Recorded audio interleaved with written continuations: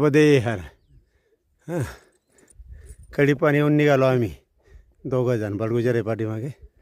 हे बघा हे उत्तर तटावरचं शूलपाणी.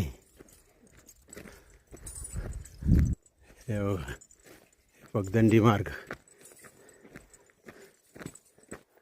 हे बघा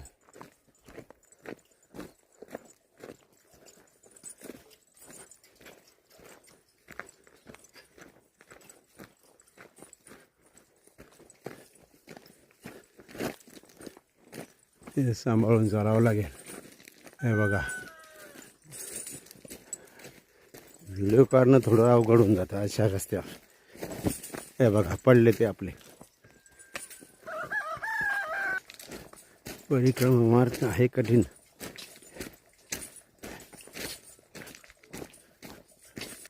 हे बघा